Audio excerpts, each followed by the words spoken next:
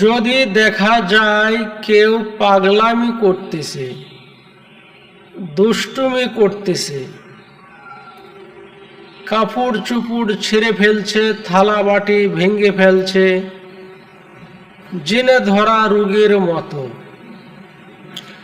কখন কোনটা করতেছে সে নিজেও ভালো জানে না, সম্পূর্ণ পাগলামি দুষ্টুমি।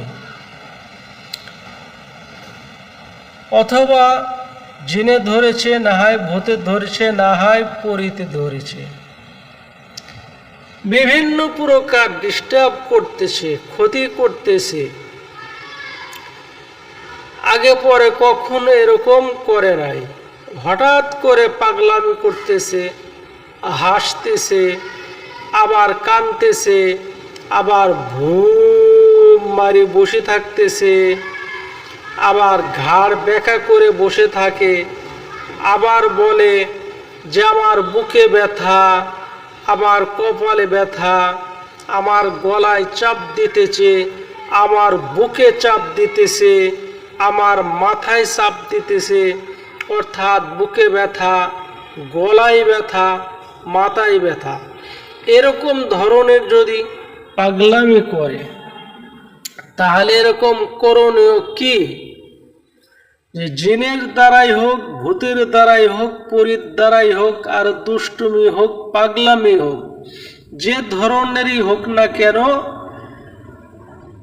আউযুবিল্লাহ বিসমিল্লাহ সহকারে 11 বার আয়াতুল কুরসি পাঠ করবেন। 11 বার আয়াতুল কুরসি পাঠ করে রোগীর শরীরে ফু দিবেন।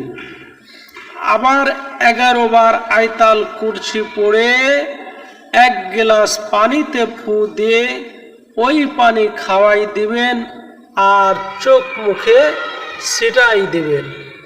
আশা করি ইনশাআল্লাহ আপনার পাগলামি, দুষ্টুমি, জিনে ধরা, ভূতে ধরা, পরীতে ধরা ইনশাআল্লাহ ভালো হয়ে যাবে। আমলটি অনেক পরীক্ষিত, আর সকল ধরনের জিনে ধরা, ভূতে ধরা কবিরাজি চিকিৎসা করা হয়। আপনারা যোগাযোগ করবেন, আপনাদের উপকার করার জন্য আমি অধম চেষ্টা করব ইনশাআল্লাহ।